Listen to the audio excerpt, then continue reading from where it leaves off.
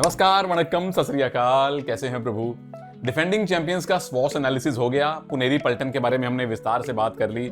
आप लोगों के अच्छे फीडबैक भी आ गए। और जो पर्ची देवी ने आदेश दिया था, पर्ची के ग्लास में से पिछली बार मैंने पर्ची निकाली थी, इस बार ये सारी पर्चियां इस कवर में रखी हुई हैं, उससे आदेश मिला था तेलुगु टाइटंस।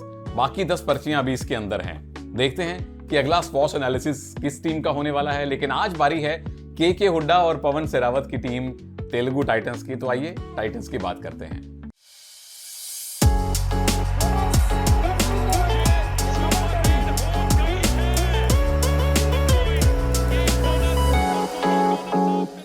तेलुगु टाइटंस ऐसी चीज कर रही है जो कोई टीम नहीं करना चाहेगी, जो खुद भी नहीं करना चाहेंगे। वो है खराब प्रदर्शन की कंसिस्टेंसी।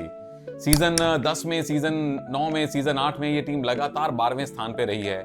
सीजन 2 में ये ब्रॉन्ज मेडल जीता था, 3rd प्लेस इनको मिला था, 3rd प्लेस मैच जीता था। सीजन 4 में पॉइंट टेबल में नंबर 2 पे थे। उसके बाद बहुत खराब टीम की परफॉर्मेंस रही है।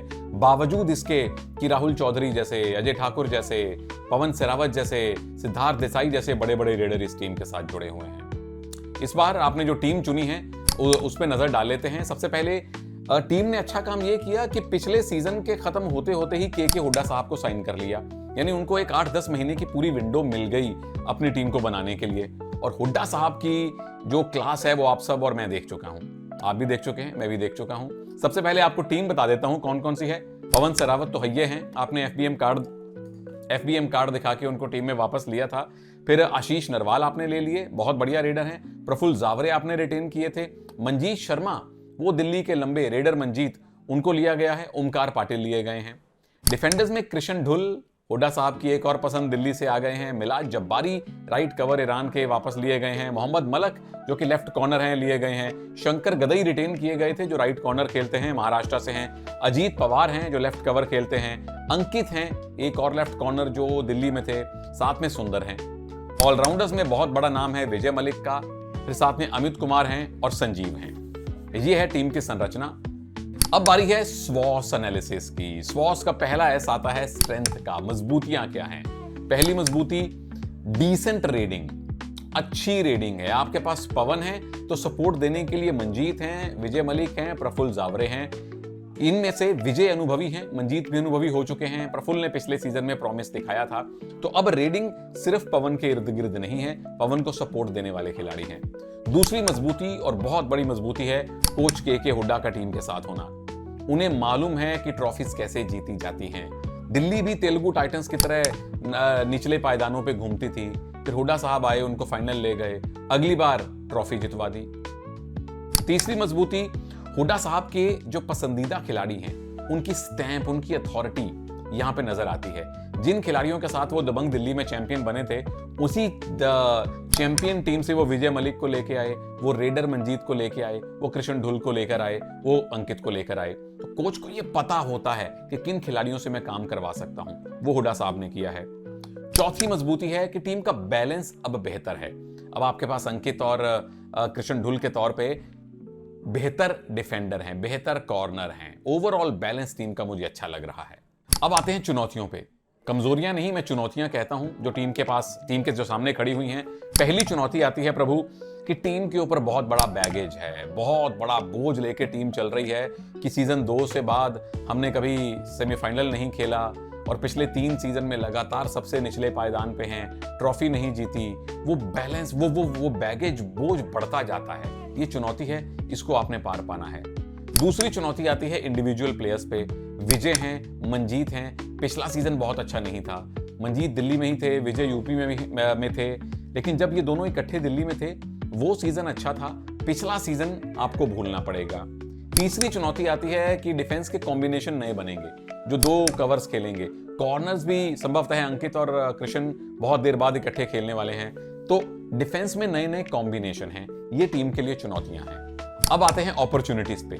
मौके क्या हैं तेलुगु टाइटंस के पास? पहला मौका तो ये है कि हुड्डा साहब ने जिस तरह दबंग दिल्ली के साथ मिलके उनका पुनरुद्धार किया, उनको लिटरली फर्श से अर्श तक लेकर गए, अब वो टाइटंस को भी लेकर जाएं। और टाइटंस के फैंस को बड़ी उम्मीदें हैं भाई, बहुत बड़ा फैन बेस है तेलुगु टाइटंस का। क्या हुड्डा साहब ऐसा कर पाएंगे? सुनहरा मौका है। नंबर 2, पवन के लिए एक बेहतरीन मौका है एक पर्सनल रिडेम्पशन का, क्योंकि जब बुल्स के साथ वो सीजन 6 जीते थे उसके बाद बड़े मैचेस उनको खेलने को नहीं मिले, चाहे वो बुल्स में हो, चाहे वो तमिल तलाइवाज में गए हों, चोटिल हो गए, टाइटंस में आए हों। Pawan as a superstar, Pawan as a pro kabaddi legend, अब तक एक ही ट्रॉफी उनके नाम है। तो एज अ प्लेयर भी, एज अ कैप्टन भी उनके पास एक रिडेम्पशन का मौका है, सुनहरी अवसर है कि इस नई टीम को भी सफलता की ऊंचाइयों पर लेकर जाएं। तीसरा मौका आता है विजय और मंजीत के लिए, क्योंकि वो चुनौती थी। हर चुनौती आपके पास एक अवसर रहता है, क्योंकि विजय बहुत मजे हुए खिलाड़ी हैं, बेहतरीन ऑलराउंडर हैं। मंजीत भी मैं ऑलराउंडर की गिनती में ही मानता हूं। और मंजीत का मुझे याद है जब दबंग दिल्ली में नवीन और आशु के साथ खेलते थे, टच पॉइंट बहुत लाया करते थे। तो ये तीनों का जो कॉम्बिनेशन है मेरे हिसाब से बहुत बढ़िया होना चाहिए। चौथा मौका आता है ईरानियन प्लेयर्स के लिए, चाहे वो मिलाद जब्बारी हों, चाहे वो मोहम्मद मलक हों।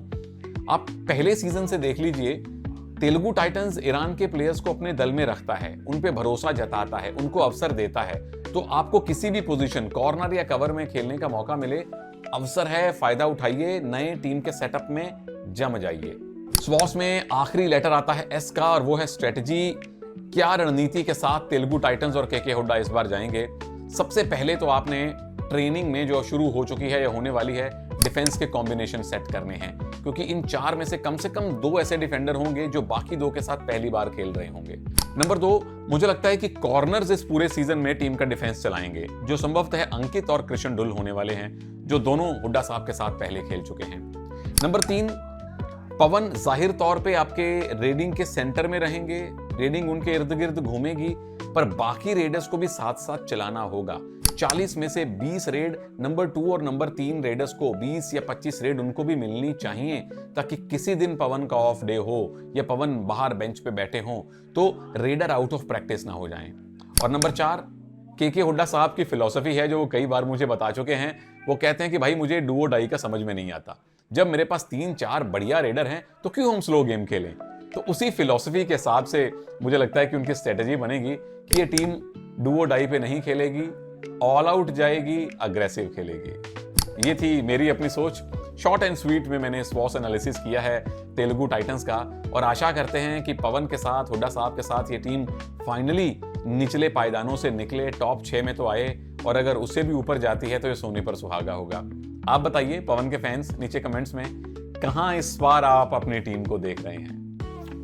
इससे पहले कि मैं नमस्कार, थैंक यू, जय हिंद बोलूं, ये पर्चियां इंतजार कर रही हैं भाई। मेरे माइक के डिब्बे में मैंने पर्चियां छुपा के रखी हैं। अगला स्वॉस एनालिसिस, इस पर्ची के अंदर लिखा हुआ है 10 टीम्स बाकी हैं, और ये है अभिषेक बच्चन साहब की जेपीपी, जयपुर पिंक पैंथर्स। अब इस टीम में सुनील कुमार नहीं हैं, लेकिन इस टीम में अर्जुन देशवाल बने हुए हैं। इस टीम में सुरजीत सिंह वापस आ गए हैं। सारी चर्चाएं अगली बार करूंगा। जेपीपी अगला स्वॉस एनालिसिस। इजाजत दीजिए, नमस्कार, जय हिंद।